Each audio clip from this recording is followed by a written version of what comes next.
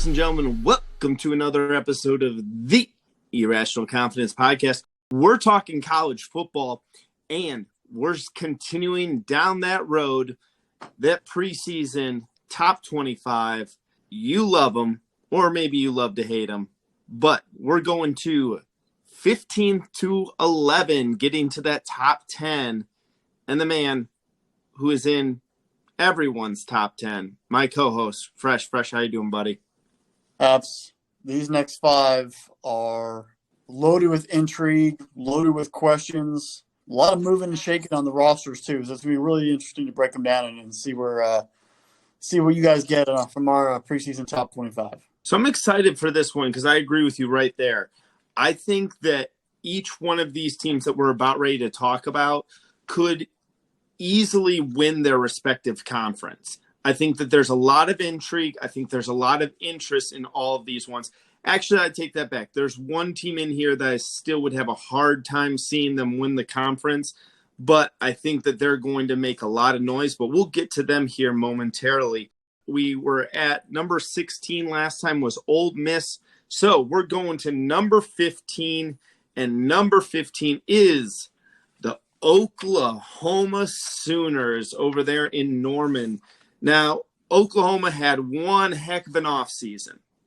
Since that national title game, they've changed their head coach. Lincoln Riley, if you haven't heard, is on his way over to USC. They picked up Brett Venables as their new coach. Caleb Williams, their star quarterback, transferred. He's gone. A lot of other people are gone as well, going over to USC.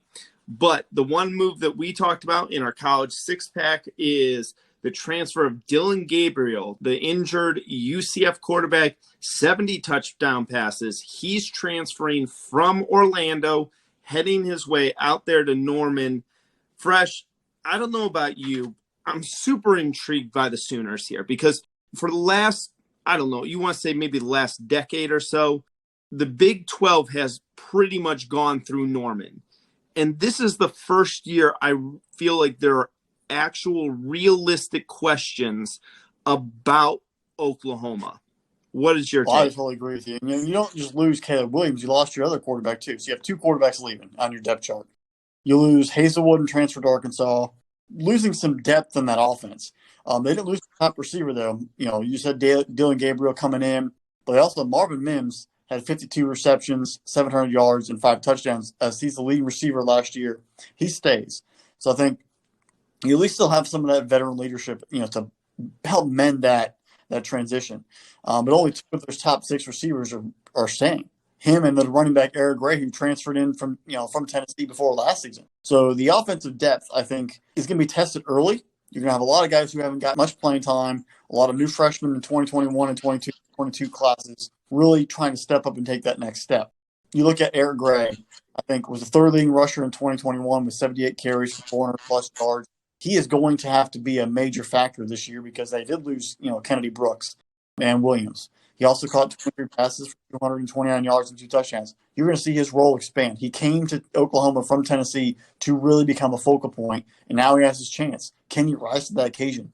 I have to figure Brett Venables is going to change that offensive philosophy just a little bit, use it more of a run the ball. Dylan Gabriel's a spread quarterback. He's going to try to run the ball a little bit, help build this offense. You cannot put him out there and spread the field with a bunch of unknowns early on in the season and get them to be operating at a high level. It's going to be a slow progression to run the ball, play defense, and then build this offense out as the season goes on. Since this offense we're going to be almost relatively new from a skill position, you've got to pay attention to the names, looking at Marcus Major at running back, Jaden Knowles at running back, Trevon West at receiver, Drake Stoops at wide receiver, and then tight ends Braden Willis and Austin Stogner. Those two guys, all those guys are coming back from the previous couple of seasons. They need to be bigger contributors. They all were very minimal here and there, but they've got to have to really take the next step and become the focal point of this offense if it's going to grow. A couple other guys, Billy Bowman Jr., Shalik Fuqua, and Cody Jackson, were all big-time top 20 receivers according to ESPN 300 in the 2021 class. They didn't play it all last year. Now they're going to have to burst around that scene and make even bigger impacts and show why they were highly recruited. So you do have talent. It's Oklahoma. You're not going to have an empty roster. But now they've really got to take the next step and get these guys who maybe were overlooked. Maybe they play with the chip on their shoulder because Lincoln Riley and those other guys did leave. But the defense in the end is still going to be what Brett Venables is there for and how to really get this team going. They've always been able to score. You said in the past decade, 12, 15 years, that team has been owning the Big 12. They've owned it with offense. The defense has really struggled, and at times it's cost them some big games. This time, Brett Venables is coming in to really get that defense solved, I guess, repaired. They gave it 25 points a game last year in 2021. When you're scoring a lot of points at 25, you can sort of live with. They did have 32 sacks, 11 picks, and they forced 21 fumbles. So they were playmakers there. But you're losing your top linebacker, you're using Pierre Winfrey at defensive line. You have veteran guys in the defense that were there, even with the defense that was middle of the pack, are now gone. You got to make up for 12.5 sacks. Really looking at safety Pat Fields. He was the leading returning tackler, 50 solo tackles, 80 combined, 1 pass defense, 2 picks. And then Deshaun White was another linebacker on that depth chart who now with the guy ahead of him now gone. He is going to have to be the new middle linebacker. And if you look at anything from Clemson, Brett Venables' defense is about the defensive line, a middle linebacker, and the defensive backs flow. The middle linebacker is going to be a mean guy. He's going to tackle, and the defensive line is going to get after people and make that secondary really lethal. Keep that same philosophy. If you really don't understand, Brett Venables was at Oklahoma before, but if you still have lost, idea of what he actually coaches, watch the Clemson games. His philosophy, his coaching is top notch. That defense will be improved as time goes on. He gets another recruiting class in there. They will be in great shape. This year, though, he's going to try to bend and not break early on and get this season going. And he should be 2-0. I'm saying it right now. That game in Lincoln, though, I mentioned it during our six-pack. Heading up to Nebraska, it's Oklahoma-Nebraska. It's an old rivalry. It's been going on forever. There's a lot of, there's no love lost between those two fan bases in those two states. That game is going to be at noon in Lincoln. If Nebraska is going to be anything, that game's they're going to show up. And if Oklahoma Brett Venables are going to be anything, they're going to have to show up in that game. And it might be a bonding time for this football team to really go on the road into a hostile environment, circle the wagons and move forward. If they can get that win, they're going to be in a decent spot. But the end of October, going through November, is where the team will truly be tested. At Iowa State, Baylor, at West Virginia, and then Bedlam. That's a big stretch to end the season 4 straight that could really make or break this team. I think there's a capable of winning the Big 12. Texas, though, they have a lot of questions where they could have a lot of talent. It's going to come down to the two of them, I think. I think Oklahoma State, they didn't recruit well. They have a lot of great returning players. How is that team going to mesh with expectations? How is Baylor going to mesh with expectations? That's where I think this Oklahoma team, nobody expects them to be top-notch. They have that chip on their shoulder. They're going to fly under the radar a little bit. And I think that actually helps them in this case. They're going to have a chance to sneak up on people when normally they're the ones who are being snuck up on. They could go anywhere between 7-5 or 10-2. That's where I see this. This team had, depending on how the talent, those guys in that roster haven't played much, how they sort of develop and get going, how they understand coaching, how they relate. I'm going to say they end up finishing 9-3. I don't think they win the Big 12, but I think 9-3 with this roster in the first year is a huge win for Brett Venables, and it really gets this core of this team ready to move forward next year and then to the SEC from there. So I'm with you on this, Fresh. So I was looking at there, and there's some intriguing people that I'm really interested for Oklahoma. And I think Oklahoma is going to be one of those early teams that we keep an eye on. I think it's something that we're going to talk about quite a bit as we get closer to the season, seeing how that transition from Lincoln Riley to Brett Venables is going to really impact that Sooners team from top to bottom. Ideally, it might have been a really great idea that Oklahoma went with the defensive coach. You look at the stat line from last year, and their overall, they were 109th versus the pass. I understand. We've made the joke multiple times that defense in the Big 12 is optional. 109th is stretching it a little far on that one. Like, they need to be better than that. That's not optional. Yeah, they need to be. That's beyond not optional. That's like, we're just going to be turnstiles here. Like, this is just dummy football out there, and we're just going to put like a bunch of blocking pads out there. You're going to need to definitely make sure that they're generating sacks, getting to the quarterback. And you talked about Perrion Winfrey, losing him. That was a big thing for them. If Venables is able to get this defense ready and fired up to play, I think that there is a lot of good offensive firepower on there. There's a freshman coming in that I'm really interested in, and it's Gavin Sawchuk. And I'm really interested in 4-star running back. He is the number 7 overall running back in the entire country. extremely fast. He is one of those running backs that you hand the ball, and if you give him a little bit of daylight, he's got that top end straight line speed. And before you know it, he's gone. He's 20 yards down the field past the defense. So I was looking at this. This is the reason why I really like him, because, you talk about what's the first thing when we talk about SEC football is SEC speed. It's always what everyone says. Oh, speed of the skill players, speed of the skill players. And I got a chance a couple months ago to talk to a gentleman who played cornerback at Georgia Tech. And I asked him, I said, what's the difference? Like, what's the difference between, the different conferences, the different play level? And he said it really comes down to the speed of the skill position players. You talk about that one step and go. And the better off you have of those type of guys, the more you're going to get like these big plays and big chunk pieces. And the SEC usually gets a couple more than everybody else. His direct statement was, if you're an elite level school, you're going to get those players. So it doesn't matter if you're in the SEC, if you're in the Big Ten, if you're in the Pac-12, if you're an elite level school, you're going to get those type of players. This kid, though, is a track star.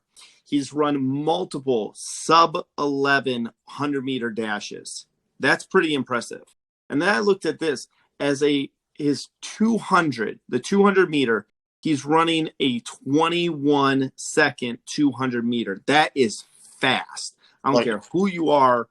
This kid is out of Colorado. Keep an eye on him, because for some reason or another, I just get this hunch. When I was looking at Oklahoma, this is going to be a kid that is going to be very difficult to keep off the field. I'm a huge fan of him. I like Dylan Gabriel in this location for Oklahoma.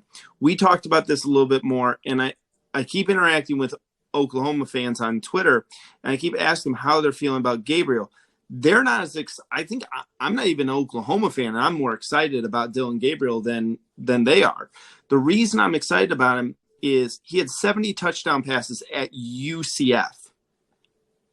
He didn't have Marvin Mims to throw to. He didn't have this a returning offense. You're returning 3 players on that offensive line. He didn't have this level of protection. Can you imagine? Like you're handing these more high-powered tools to run an offense, and he's been electric at playing with a little bit lesser of talent over at UCF. I think Dylan Gabriel is going to have a huge year. I think that they're going to light up the scoreboard. The question's going to come down to how long does it take Venables to switch over that defense? I think you're right. Got to improve at the linebacker spot. You got to make sure you're replacing guys over in that defensive front. Looking at their schedule, they're going to start the year 2-0. I'm not going to really worry about UTEP or Kent State. That game at Nebraska, I think that's going to be a night game. You said it's going to be noon. They already declared it. They already declared a noon game? Okay, so it's already a noon kickoff. It's going to be an interesting one because you're going against Scott Frost, and Scott Frost looks like he's going to be a pretty desperate man. He's got to win that game. But after that, even if you lost that, you should be 4-1 going into the Red River rivalry against Texas. That's the game. Listen, I know I'm speaking to the choir. If you're listening to this, you're an Oklahoma fan, or if you're a Longhorns fan and you absolutely hate the Sooners, you've circled that game. But I'm really excited to see the Dylan Gabriel versus Quinn Ewer matchup. I'm really excited to see Steve Sarkisian's offense versus what Brett Venables might be able to do on defense. I'm really excited to see that matchup between these two teams. But then you look at the last 3 games, and this is what jumped out at me fresh. Baylor at home. I think that's a big-time thing that Oklahoma gets Baylor at home. You go to Morgantown for West Virginia. West Virginia doesn't have that same level of talent this year. They were only 6-6 last year. I think they're going to be a little bit worse this year too. But Morgantown's a tough place to play at, even if they're a 6-6 team over there. You're going to have to go through the current champion. You're going to have to go through, not current champion, but you're going to have to go through Oklahoma State.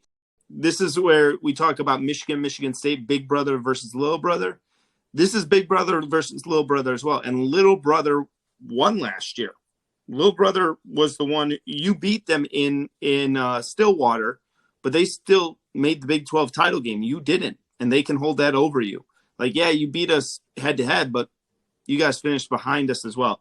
That's going to be the marquee game at the end of that season. I wish that was the week of Thanksgiving so we could sit back, get fat, happy, and turn on Bedlam. But I'll take it on the 19th, man. You know, a little interesting thing you mentioned about Sark. When we go for our game prep, I'm going to look back and see Sark was an offensive coordinator at Alabama when they played Clemson in one of those playoffs when Venables was the defense coordinator, and see what those kind of matchups were. They definitely, if they did cross paths, which I'm probably sure they did, that'd be a little nice little cat and mouse there. All right, Fresh. I got you. What'd you say you had Oklahoma at? 9-3. I'm going to go 10-2 with them. That there's going to be a trap game in there, and there's going to be one game that they wind up losing as well. You know, you can go 10-2 in Norman, first year under Venables. I think that's a win for them, and I think that they'll be very happy with that season. Our number 14 team, the Tennessee Volunteers. Wow, what a difference a year makes. First year under Josh Heupel. Even though you're a Georgia fan, and I will give you a lot of credit on this one, Fresh, and I know Tennessee is one of Georgia's rivals, you've been very respectful about the Volunteers. You're looking at the same lens I am. They finished the year 7-6, maybe had the best bowl game, most fascinating bowl game, losing to Purdue at the very, very, very, very last second last year in the Texas Bowl, Music City Bowl. Hendon Hooker, I'm calling him my sleeper Heisman candidate. 11 games last year, maybe not even 11 full games, like let's say 10 full games, 35 touchdowns, 3 interceptions, does it with his legs as well. Bringing back Cedric Tillman, star wide receiver as well. Jabari Small, 700-plus yards rushing from him. And Josh Heupel, second year in the system. Tennessee is looking like a offense to be reckoned with in the SEC East. Georgia is still the king in the SEC East. But to quote Ric Flair, to be the man, you got to beat the man. And this is a possibility. Tennessee is on their way where that matchup versus Georgia, it could possibly be a huge one. Well, you know, the first thing I wrote down when I looking at my notes was expectations in Rocky Top. They're Smoky Mountain high right now. Like this team has been mediocre with a one season randomly here and there spike for a long, long time. They have not beaten Florida or Alabama or Georgia in consecutive seasons in a while. There's a lot of angst and frustration and anger in that fan base from the past years, and they are ready to explode and get back to winning ways. I think the last true season of them being meaningful in the SEC East, probably 2007 when they played for the title and lost. There is tons of talent on this football team. Hendon Hooker, you know, when you throw for 31 and you run for 5, and Jabari Small, your leading rusher, I expect, though, Tyon Evans, that number 2 running back, had a lot of action in the passing game last year. Expect him to be more involved in the running game as well, giving Small some spells and really getting more flow into that total offense. Cedric Tillman, he is that clear-cut number 1. 64 receptions last year, 1,000 yards, 12 touchdowns.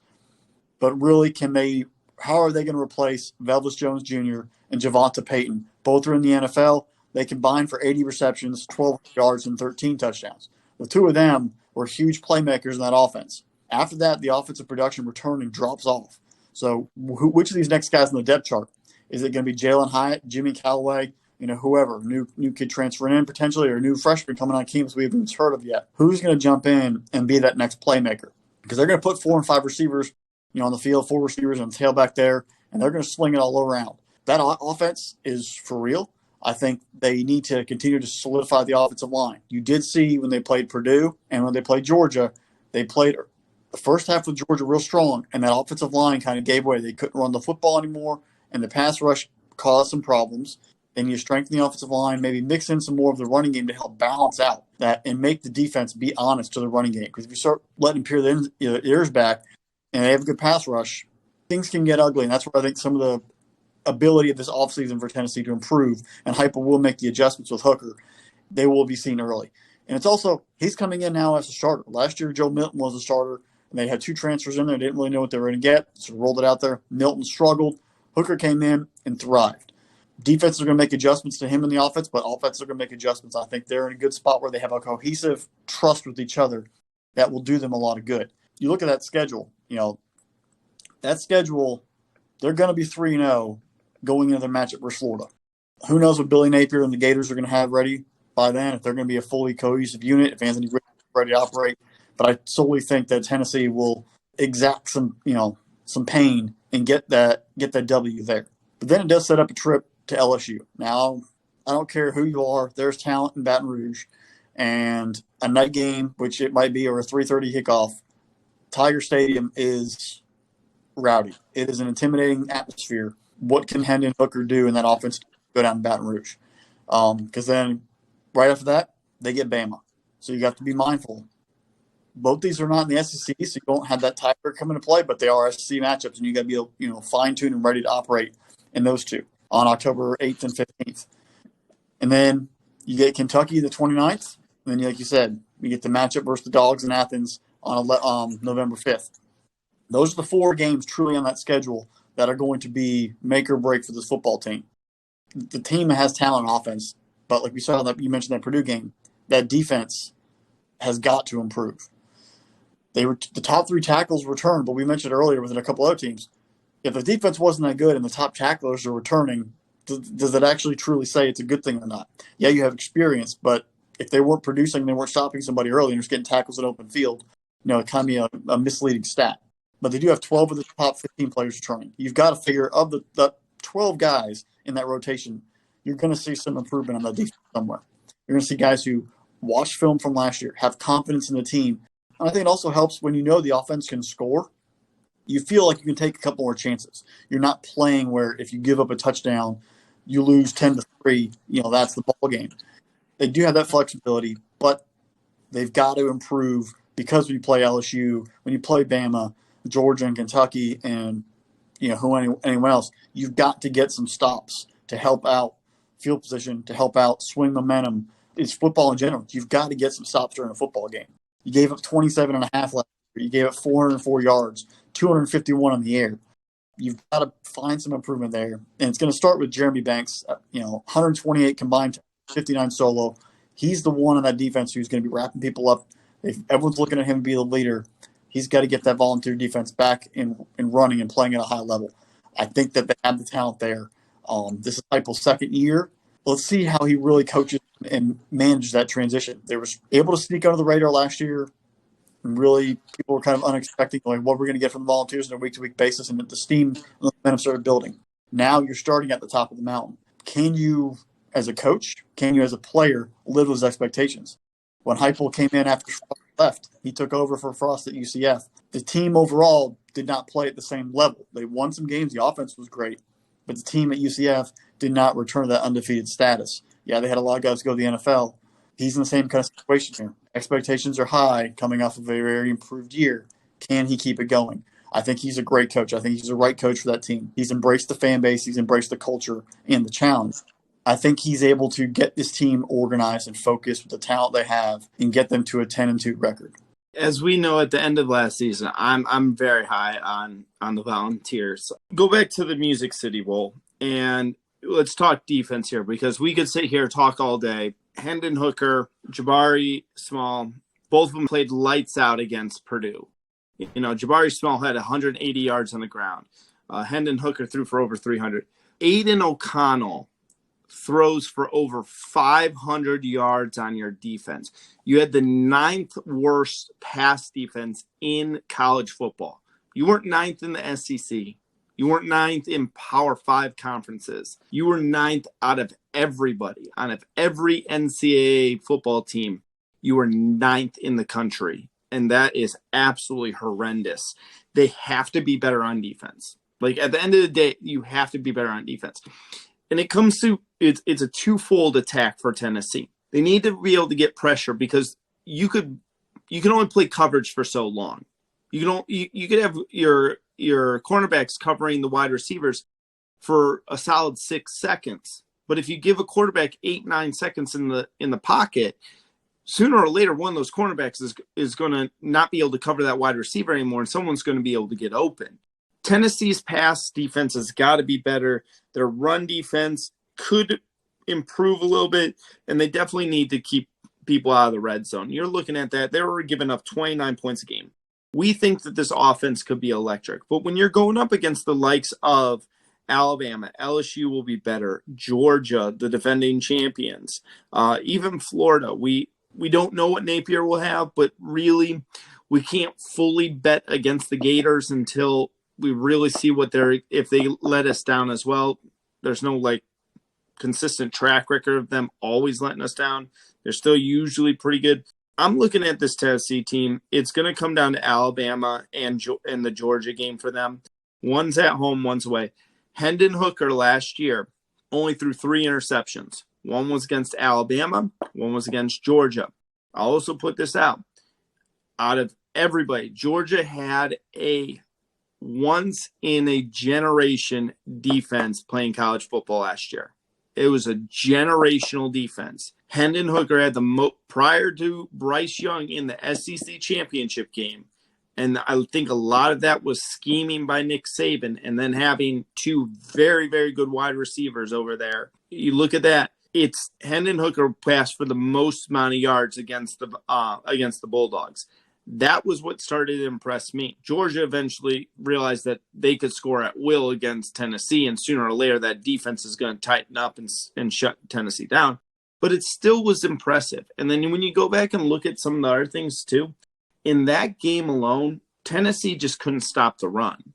They couldn't at all. They gave up 274 yards on the ground against the Dogs. I look at this too. Tennessee had 22 first downs to Georgia's 26 first downs. It showed that offensively, the 2 programs were at least on equal footing. The difference is going to be the defense there. I'm high on Tennessee. I'm really high on Tennessee. But like I said, Ric Flair, to be the man, you got to beat the man.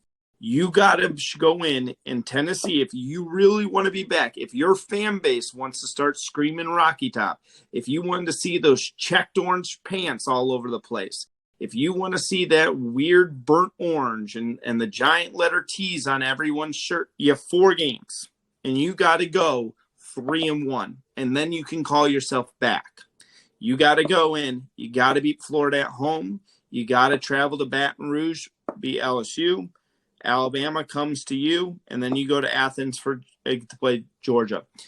You got to go 3-1 to be fully back. You can go 2-2 and feel pretty darn good about yourself. But for Tennessee to be back into the national power light, you're looking at this because we're high on them. You got to go 3-1 in those 4 games. If you go 3-1 in those 4 games, we could be talking about a special season for the Volunteers. If you go 2-2, it's a good season for the Volunteers. I agree that there's expectations. One sneaky game late. Watch out for South Carolina. Don't get too high. If you get through that and you're in a good spot, make sure they focus on, because you have Vanderbilt the last game of the year. Don't overlook South Carolina. Number 13, the Clemson Tigers. I don't know. I still want to punch Dabo Swinney in his face. No, I'm kidding. I'm not as we've talked before. I'm not the biggest Dabo fan and not the biggest Clemson fan, but this is a pretty darn good defense that's coming in. Not as good to the level of Georgia as last year, but this is a very, very, very good defense that is coming back. Clemson's maybe like the opposite of Tennessee. If you're a Clemson Tiger fan, you should be very, very high on this defense that they got coming back this year. The problem is with Clemson is their offense was god-awful last year. DJU, as you said multiple times, you can't even be a DJ of a club right now, let alone maybe a kid's bat mitzvah. I'm looking at it going, if he's not any better, they got a highly rated quarterback coming in. The name escapes me right at the moment, but if Clemson's not careful, Clemson's got a chance to either, if they go 9-3 again in the regular season, you're looking at Clemson kind of taking that step backwards where you're no longer considered an elite level program. You know, these elite level programs have kind of passed you by then. Fresh, how you seeing Clemson? Well, I mean, first off, the question we have to look at is Dabo had Brett Venables and Tony Elliott there almost his entire time. Tony Elliott, offensive coordinator, is now the head coach at Virginia. Venables, we just mentioned, is in Oklahoma. You lose your 2 coordinators. Now we're really going to know, has Dabo developed the staff? Can Dabo – what's his true coaching demeanor? How does he keep this program? Were they winning despite him? Were they winning because the coordinators and the players they had were so elite? I mean, you had Deshaun Watson and you had Trevor Lawrence at quarterback, among others that came through there. Playmakers across the board. Sammy Watkins, one of the, obviously earlier in the time of Dabo's reign, but you've had so much talent there. And even before that, I mean, there was times where C.J. Spiller and Davis was a running back. They're going to have elite talent at Clemson, period, that story, always. Can the coaching actually get them there? Dabo was able to use elite talent and do some coaching behind a great defense and win a couple national championships. This is going to actually truly show, can he actually truly coach and develop this team? Because you lose your 2, major confidants. What are you going to do to make this team better? Your offense struggled. Your defense is beyond elite. You gave up 15 points a game, which was second in the nation. You have 5 stars, Brian Breesy, Miles Murphy, and Jeremiah Trotter on this defense, among others. You really only lose Andrew Booth Jr., who got drafted and went to the NFL at corner. But that defense, for the most part, you lose, Skolsky and some other guys at linebacker, but those guys can be replaced. This defense is going to be the rock where this team's going to be built on. Their philosophy, I think, is going to be changed. And they tried to really spread it out and run a little wide open. That was not fitting DJU last year. We all saw that. They shut the offense down themselves. They even got themselves real small and figured we're going to play three yards in a cloud of dust, for lack of a better term, and let this defense win the football games for us, escape, and keep moving on week to week. If you watch that bowl game versus Iowa State, that was a battle of 2 great defenses, and offenses really struggled, and they found points late. The same philosophy is going to put in this year. I do not see DJU putting up 35, 40 points a game with this team. Will Shipley is going to be the focus of this offense, not DJU, the running back. Last year as a freshman, he had a couple injuries early on, little nagging things there. Still ran for 700-plus yards and 11 touchdowns. He's going to have to take it to a whole new level and be kind of like a Christian McCaffrey. He's going to need 1,213 yards rushing, maybe another 400 yards receiving. He's going to have to take that next step as being a big top recruit last year and getting the focal point this year to keep this offense moving. That receiver room has taken some, guys going to the NFL, guys transferring. You're going to have a bunch of guys out there who are going to really have the chance to step up and show what they've done. They've had elite recruiting classes the past 4 or 5 years. There's no lack of talent on this program. Now they've all got to take that coaching and take advantage of the playing time. You mentioned the offense. The offense scored 26 a game last year, which was ranked in the hundreds in the nation. Not in the top 50, not in the top 70, in the hundreds. They threw for 191, which was 103rd, and they ran for 168. You've got to be better to help give this defense a chance, especially if you're playing teams like NC State, Wake Forest. They're going to score at will. Miami is going to have a pretty good team. Virginia Tech, Virginia, Armstrong at UVA is a solid player. You're going to have talent and come in to play you. You're going to have to be able to step up and score some points, especially score it late. They're going to start 3-0, but then you have at Wake and you host NC State back-to-back weeks, 9-24 and 10-1. You're part of the SEC division. You could be out of the race unless a miracle happens with those 2 games, Wake and NC State, so early. That will determine their fate. Both of those games are in the Atlantic Division. We're going to see how that goes. And then you travel to Notre Dame on November 5th, and you wrap up with Miami on the 11th, the 19th of November, and then your interstate showdown with South Carolina. They're going to have to play elite defense. The defense might have to score some of these games to get them to win. I don't trust the offense. There's so much talent. That's why we have them ranked here at 13. I just don't know if this offense can play at an elite level and let the defense maintain throughout the length of the season. I think they finish 8-4. I do think they make a quarterback change as the season goes on. I don't think DJU's last, and it's a starter when they come to the end. Because if you start seeing the offense struggle, he's not going anywhere. You can't let him sink the entire ship, and you've got to be able to find a way to rally. I don't think they beat Wake Forest or NC State. I think they lose both those games, and that really gives a changing of the guard in the offense and moving the team forward. So Clemson, just like most years, plays kind of a joke of a schedule.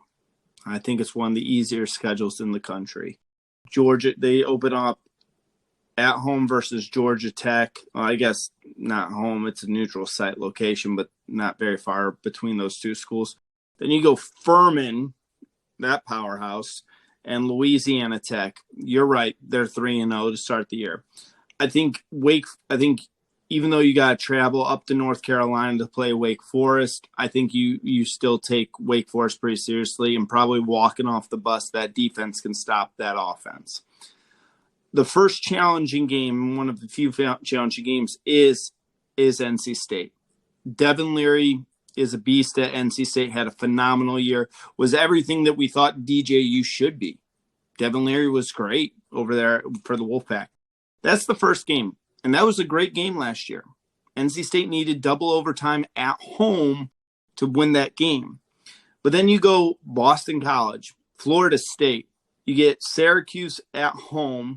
Syracuse does play Clemson tough, but, are you very high on the Orange this year? You got to travel to South Bend into Notre Dame. Notre Dame, that's like the first, man, this is a team where you really want to take a look at. And then you go Louisville, and then my home versus Miami, home versus South Carolina. You only have 4 road games here. I know we're feeling better about Miami. I'd love to see where Miami is going to be at the end of this year. I don't trust it yet. I can't sit there and say, but it's just my luck. Maybe it's because I'm not a huge Clemson fan, and I'll be very first to admit that I have a slight bias towards the Tigers. Again, I don't think you challenge yourself. I don't think you play a very challenging schedule. I'm looking at this going, you could very easily back your way into a 10-2 season. The whole country is like, that was just a slip up last year. I'm like, but look at who they played. I'm looking at 10 wins right here. You go, I can seriously, walking off the bus, I could say right now, walking off the bus, they should pick up 8 wins. They should put 8 wins just by getting off of the bus. Again, you're spot on, Fresh. Is DJU going to be able to run this offense? And I did find the kid's name. His name's Cade Klubenik, 5-star, very good quarterback prospect coming out of Texas, was a 3-time state champion out there. He looks to be like maybe he might be the real deal. If they make that switch, how much does that impact Clemson's offense? But I'm looking at this going, you're going to back your way into this. If let's say you go 10-2, everyone's going to tout you and be like, Clemson's back. I'm like, who did you play? Who did you play? And then who did you lose to if you do lose in these games? Okay, did you lose to Wake? You talked about going to Wake Forest. Did you lose to Wake Forest? There's under no circumstance should Clemson lose to Wake Forest. Over the years, we should have established that. That shouldn't have happened. NC State, I'll give you that one's a toss-up to me because I love what the Wolfpack are doing. But then Notre Dame, okay, that's, again, toss-up there. Right now, with Miami on the rise, you should still beat Miami. You should still beat South Carolina. Clemson, I want to sit there and go 7-5. I want to sit there 7-5, 8-4, right with you, Fresh. But what I'm sitting here going, you're going to back into 10-2. Just because I want you to be 7-5 and 8-4, you're going to be 10-2, and I'm going to have to listen to it. That the defense will somehow get them 2 wins, whether it's 15 to 14. And then I'm just going to be annoyed because I'm going to have to listen to, well, I won't have to hear it from you, but I'll have to listen to it from everyone else who talks college football. Like, you see, Clemson is an elite powerhouse team. I'm going to be like, no, they're not. Clemson doesn't play anybody. A factor comes in where he might actually get in the way and cost them a win. I hope so. But that's just me personally, and that's my personal impact. I'm still going to say Clemson's 10-2 just because it's going to be Murphy's Law. All right, Fresh. Number 12. In our Wolfpack party here. We're NC State Wolfpack, our number 12 team. Man, as much as we were just ragging on Clemson right there, who saw this coming last year? NC State 9-3 last year. They get their Holiday Bowl canceled, the weirdest thing we've ever seen, and it was ridiculous versus UCLA. And how bad did we want to see that matchup? We wanted to see UCLA versus NC State. Junior quarterback Devin Leary coming in. Dude was on fire last year. 35 touchdowns, 5 interceptions, 3,433 yards. Oh, yeah, and he has a little bit of a rushing attack at times too. Not a terrible runner, not the best runner, but he's able to run that RPO. This is an interesting team. They had a pretty darn good defense, 14th rated scoring defense in the country. They played a interesting schedule. They only won their first losses to the year was to the Pirate at Mississippi State. Mississippi State had a great year last year. And then you take a look, they lost in a nail biter to Miami down there in Coral Gables, and then lost an absolute shootout against Wake Forest last year. I think our question's got to be with NC State. Is NC State here to stay? Are they going to be a top flight team and really challenge every single year for the ACC? Or was that well, you guys had a really nice year. Good job. And now it's time for NC State to take a small step back. Well, I think, first off, Dave Dorn has done a fantastic job quietly building a full program. It's not just having one elite guy and having players around. He's built a solid roster top to bottom, both sides of the ball. Amidst all the Sam Howell and UNC stuff going on over there and everything happening at Clemson and Virginia Tech, he's just done it. NC State doing his own thing there in Carter Finley. But their expectations this year, they weren't very high. This year, they're sky high, just like very similar to Tennessee, where you have your window. And I think this is the window is around Leary. You have your trigger man at quarterback. If he has a great year, he's going to the NFL after the season. So you've got to figure we've got to win now. Can the offense maintain that same level? And can the defense just get a little better in some of those games, like the Wake Forest game or the Miami game where Van Dyke came in and threw it around and they couldn't get off the field? Those two games, the defense just didn't have enough late in that football game to allow them to get a win. And you figure where they would have been if the defense had showed up in the fourth quarter, because the offense was scoring. Leary had that fantastic year. He broke a bunch of or tied or broke a bunch of Phillip Rivers records when he was there at NC State. And what really I think is going to be a great motivating factor for this team this year was that loss to Miami, was that loss to Wake Forest, and not playing UCLA in that bowl game, which they were trying to tie for most wins in a season in program. Phillip Rivers, NC State teams under Chuck Motto that won the Gator Bowl and beat Notre Dame. They were trying to get something historic. And you bring back Iggy, the offensive lineman, he got drafted, he's gone. You lost your two top running backs, Zonovan Knight and Ricky Pearson, who combined for almost 1,300 yards and 8 touchdowns. They got some transfers coming in. They got some young running backs. Jordan Houston will be the number one guy, I think, early on to figure out on the roster who's going to be there to replace that. If they can find some steady running game that can maintain ball control and don't score as much and as quick, but still have a successful offense, maybe spare that defense a little bit, it could come back to help them. The one benefit, though, for Leary and I think for this offense and this team in general, your top 3 receivers last year all return. Amika Menzi, 60 receptions, 800 yards, and 6 touchdowns. And you get Thaler Thomas and Devin Carter. They combined for 142 receptions and 1,900 yards and 20 touchdowns. You're getting a lot of offense, that lethal passing game, that continuity, the understanding of where you're supposed to be in route trees and in certain situations, the scramble drills, they're going to be there for each other. And that is going to pay huge dividends. It's going to help out, especially when we're trying to replace a top 10 overall pick at left tackle. You're going to have a quarterback on the move a little bit more potentially, knowing where to be, how to break a route off. They should start 4-0 when they head to Clemson. That October 1st game in Death Valley, going to be a big matchup. All eyes on it, especially with last year in the win and overtime. Really putting, if Clemson loses the week before to Wake Forest, they could put Clemson on, alert for being completely out of the Atlantic race and out of the ACC before the 10th of October. They can't overlook FSU. Somehow, I think that game might put so much into that Clemson matchup that losing to Florida State or having a Florida State game might overlook them. So be wary of that. And they get Virginia Tech and they get Wake at home back-to-back later on. Be mindful. Take it 1 week at a time. Yeah, it's the ACC. There's some very talented teams, and there's some teams where you should beat by getting off the bus, like we mentioned about Clemson. You can't overlook teams, mind your own business, and go on a mission. You have the offense there. Dave Dorn, a defensive coach, many, many years, defensive coordinator for a while there at Wisconsin, has a head coach at Northern Illinois. Be philosophical. Have your guys play in space. Have your guys play smart, and you can be able to orchestrate, a pretty successful season. At the end of the season, I think Leary shows he's one of the best quarterbacks in the country, puts himself even in consideration for a Heisman Trophy. NC State will be 10-2, and they will play for an ACC title. Love it, Fresh. I absolutely love it because this Wolfpack is kind of interesting. I think that just like you said, the expectations are high at NC State. Like, if I'm an NC State fan, I should be expecting to play in the ACC title game this year. Real quick, be careful about this game. You open the season at Eastern Carolina. Eastern Carolina has got a real good running back in Keaton Mitchell.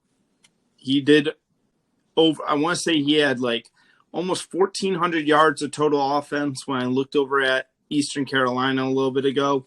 And while NC State was great at forcing turnovers, especially getting some interceptions last year, they sometimes gave up some big runs when I would watch them.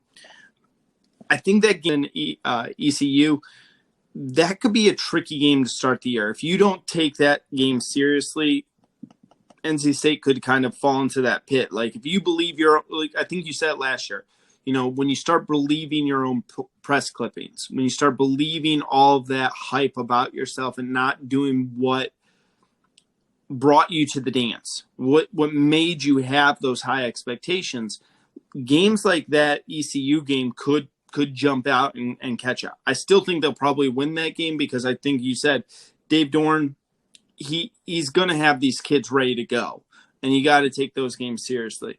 You should be 4-0 going into that Clemson game. And then after Clemson, you look at that. You talked about Florida State. You travel to the Carrier Dome. You get Vitek at home. You get Wake Forest at home. And you get Boston College at home. I'm looking at this. I'm going to get crazy with the Wolfpack. I'm going 11-1. I'll go real crazy with the Wolfpack this year. I'm buying what they're selling. I'm picking up what they're putting down. I'm going 11-1. I think there's going to be one game where they just don't have it that day. Whether it's the Clemson going to Death Valley for Clemson, that's not an easy place to play at. That is a good defense, but I think it's going to be a great matchup. Whether it's that game, whether it's the Carrier Dome is not the easiest place to play at sometimes, where you get clipped there. Whether it's the end of the season versus UNC, whether that's there, you get clipped. I'm saying that they don't run the table, but I'm seeing 11-1 NC State. I'm going big on them. If I am a Wolfpack, get ready for one heck of a Wolfpack party this year. It's something pretty cool you mentioned about going to ECU. North Carolina opens up at App State, and NC State opens up at ECU. It's pretty interesting. The two state, blue blood powers in football and in the state university system itself, going to the smaller schools to open up on the road. You don't really see that much often. That's a pretty cool little aspect there for week one. Yeah, and ECU is an underrated campus. I've been on campus to ECU. It's a beautiful campus, don't get me wrong. And here's the great thing. The best, and I'll tell you this, the best watermelon is over by ECU. Bogue Sound watermelon. If you're an ECU person, if you live in that area, mostly in Jacksonville, North Carolina, there's a military base over there. Bogue Sound watermelons, fantastic if you ever get a chance. But I'm high on NC State this year. Number 11, just outside the top 10, and I think we're going to get criticized. I think we're going to get ripped for this one. I really do, because we made this top 10 before a few things happened, and we've stuck with it. But this is only a preseason top 10, or top 25, I shouldn't say. This is a preseason. No games have been played yet. We reserve the right to make any changes to our top 25 because it's our top 25, not yours. So you could disagree with us, but we have irrational confidence in our top 25. Number 11, the Men of Troy, USC. We made this, and just as the disclaimer, we rated our top 25 before the Jordan Addison transfer. That's huge. We're both big Jordan Addison guys. USC, could things be – what was it last year? We were talking about the coaching jobs.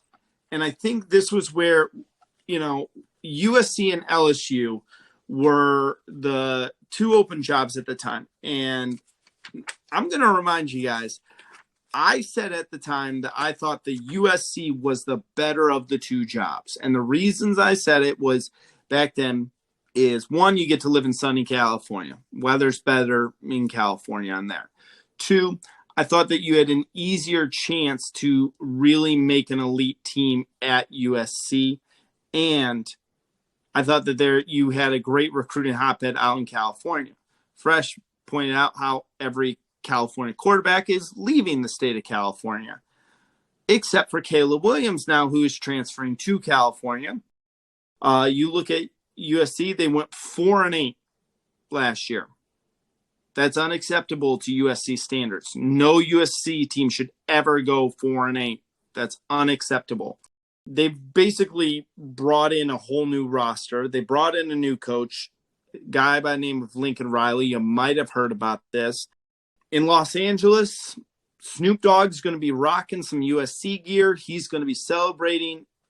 Fresh, let's just call this how it is. Is this the start of Pete Carroll coming into USC? Is this USC back into the national powerhouse range? Well, I think the reason why we put USC at 11 is because this roster is basically brand new, and that's very difficult in college football to do. But you bring in almost 20 transfers. You bring an entire new staff. You've actually, I think, added energy to the program. Because they were recruiting guys, like we mentioned. They had the number one player in the Corey Freeman, the number one recruit in the country last year, defensive lineman, brought him in. He didn't play with much energy. The team didn't play with much energy. They had a lot of injuries at quarterback. Jackson Dart, now at Ole Miss. He was a quarterback there. He got knocked out of for a couple of games. They've had a lot of guys cycle through. You didn't have that Cali swag, and that's what really hurt this team.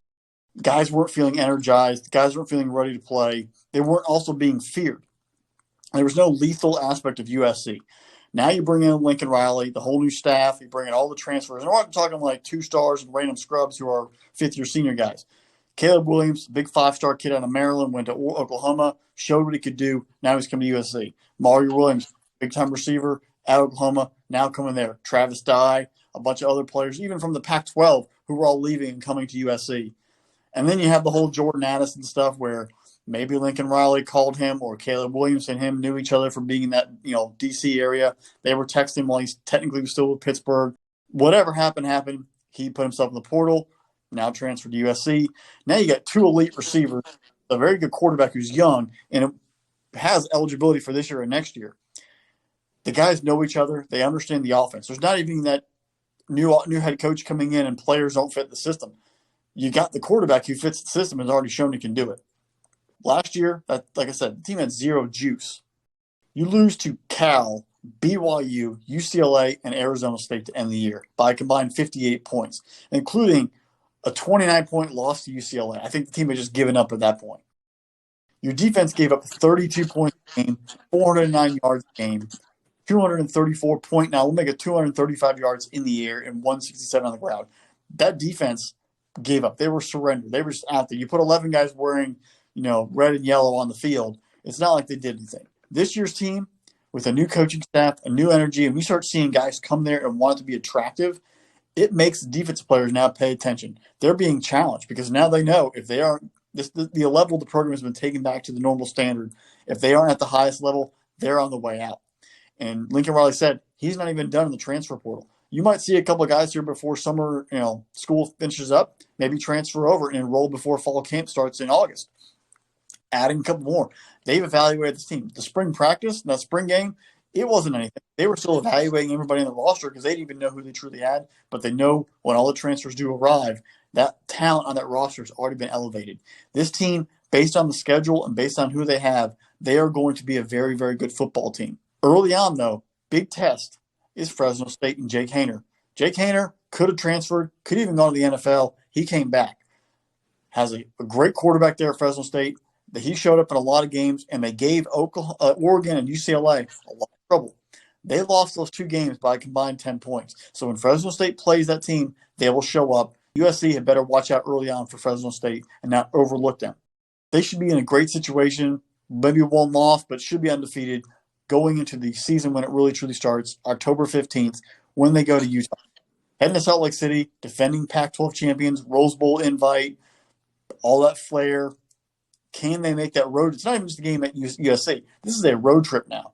You're going into a hostile environment against a very, very good defense, against a program that Kyle Whittingham has built for a long time of tough, run the football, rugged defense, and then playing sound, smart football across the board. They played Oregon twice, and they dominated Oregon. Oregon had athletes. Kayvon Thibodeau was an athlete. Those athletes didn't matter because the way that they were play sound defense, they functioned as a unit, and they were able to execute and make plays on both sides of the football. They're smart. They're football intelligent. That's going to be the biggest test right off the bat for USC. Can they match the football intelligence? Are they not making penalties? Are they executing on third down? Those are the extra little things that you can get away with when you play less than competition, and it helps fluff your record. Now you start playing the real teams. In essence, though, it is a 3-game season. Utah, UCLA, and Notre Dame. And you mentioned earlier in our six-pack, in the month of November, they don't leave LA. The only road game is UCLA, and that's just up, at the Rose Bowl. Need to focus on themselves, mind the task at hand. It's a very winnable game. They play Arizona, which is up and coming. I think they had a top 25 recruiting class. Still got a little bit to go there. Arizona State, there is so much dysfunction and whatnot going there. I think that team is going to crumble, and Herm Edwards will be out before the end of the year. This is their real chance to jump on the league.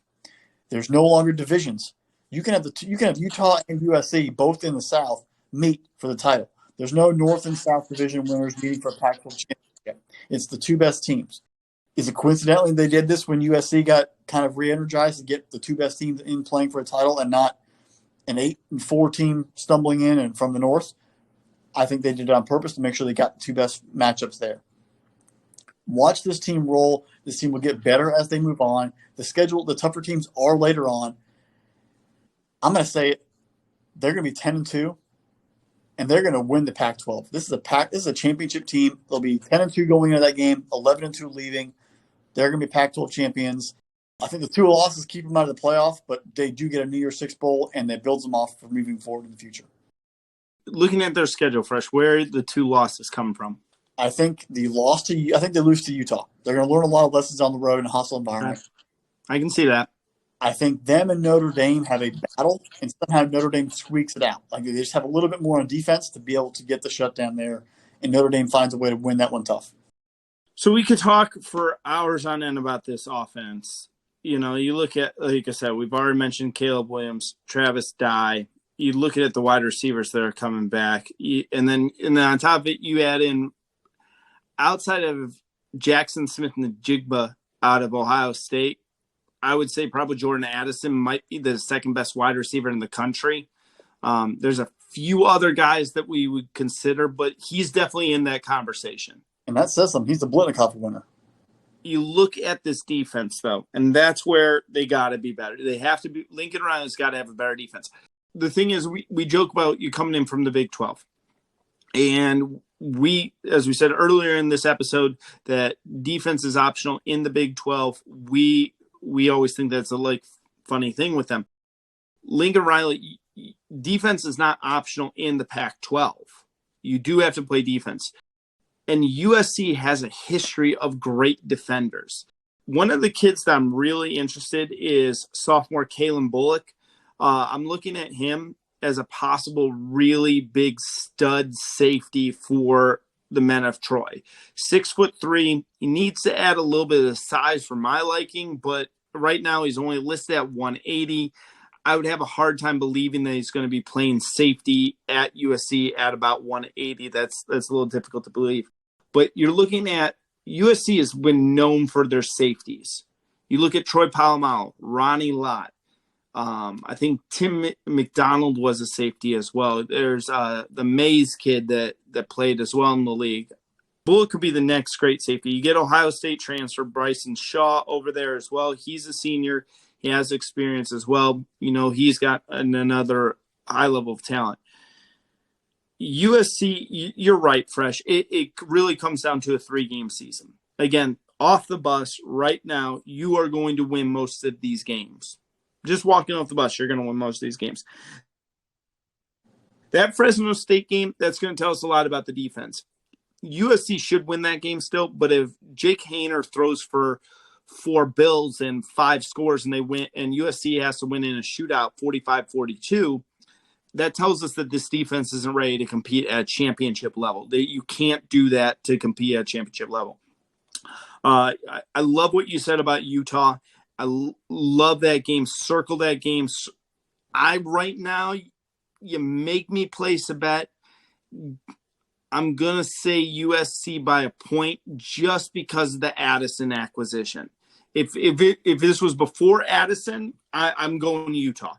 I'm going Utah all day on that one. Addison moves the needle for me. I really like the UCLA game. If UCLA can stay healthy, get your popcorn ready. That's going to be a fun rivalry game.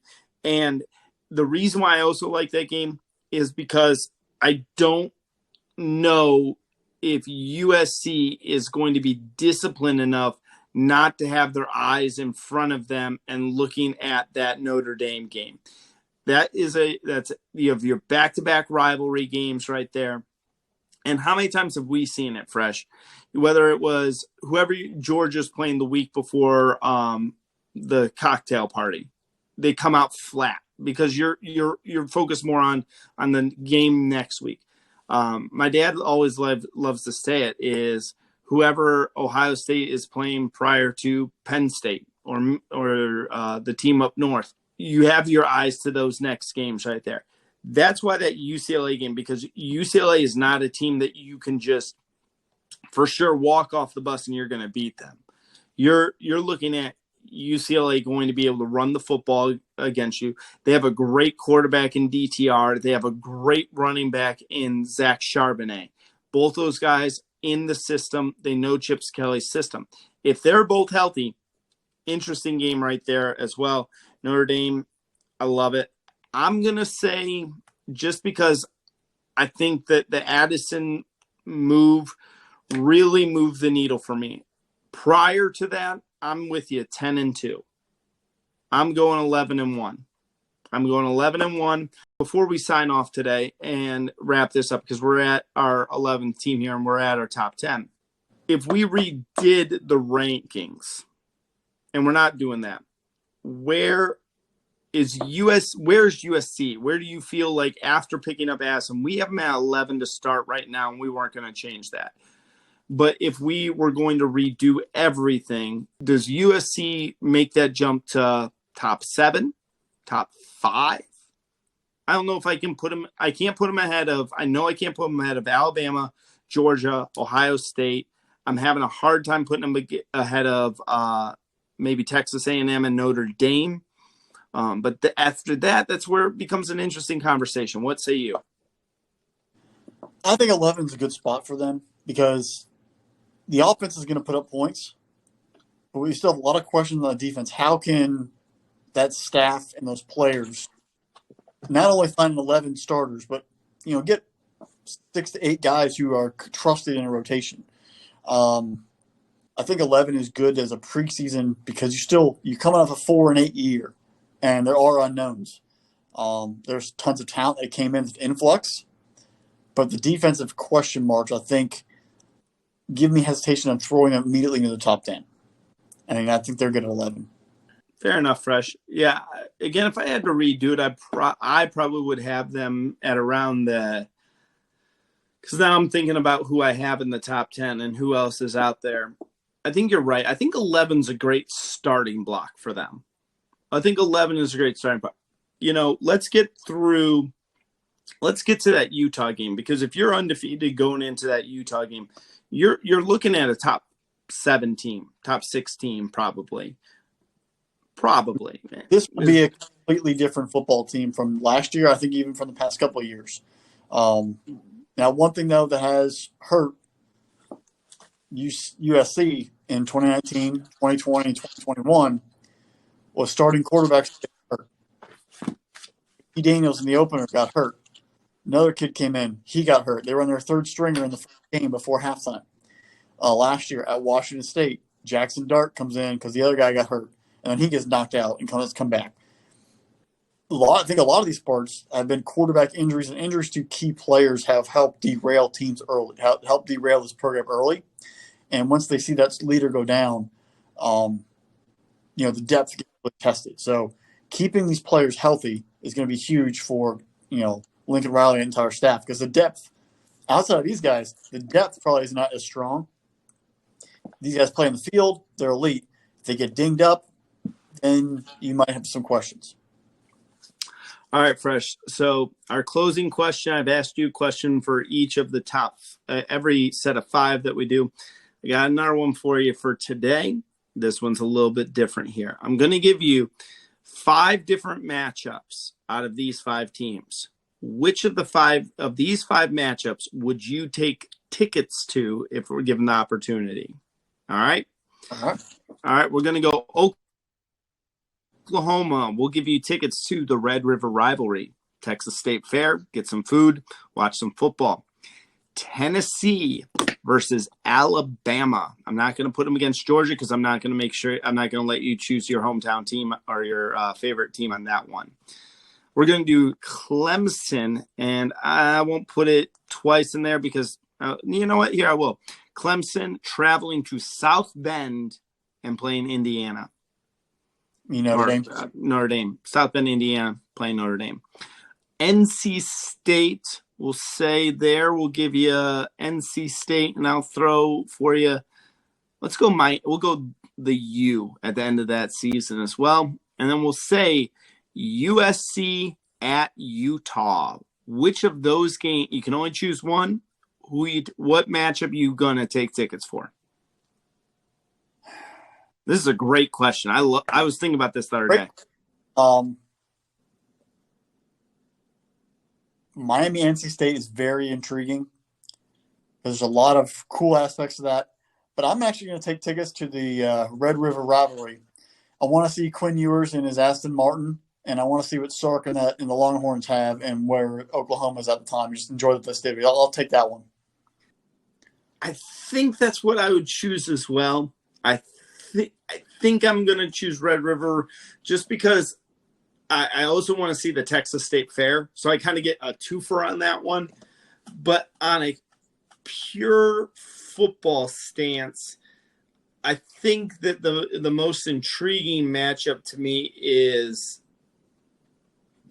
I kind of want to say Clemson in traveling to Notre Dame, but that means I got to really become a Notre Dame fan for me. I'm going to say I'll give me, you know what? I'll go down to Utah.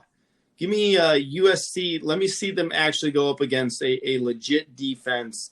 I'll say that just to choose something different than you. I probably would if I got to answer that question first and you didn't say Oklahoma, Texas, I probably would take Red River tickets. But if I got to choose something different than you and you already got the Red River rivalry tickets, I'll take USC traveling to Utah for my tickets. So Bryce Eccles at night, that fan base, that student section is going to be ready for USC, and that's going to be an electric evening. Yeah. All right, folks. Thank you for listening to another episode of the Irrational Confidence Podcast. We're part of Spinnable Sports, so make sure you're going to spinnablesports.com. Yes, that is spinnablesports.com. Got a lot of interesting stuff over there. Fresh is giving us weekly things to keep up with everything that's going on in those busy months of summer. Everything, whether it is the Stanley Cup playoffs, whether it's the NBA Finals, whether it's golf, soccer. I didn't even know. I've learned all about these league championships all over the world that are going on as well. So make sure you're going over to spinnablesports.com, checking out everything that's over there. Like, subscribe wherever you get your podcast from, whether you're watching us on the YouTube or you are getting us, whether Apple, Spotify, Google Pods, Good Pods, anything Pods. I don't know. There's a bunch of places that you get podcasts from. Make sure you're liking, subscribing wherever you get your podcasts from, and leaving us that 5-star review because Fresh and I, we're 5-star prospects.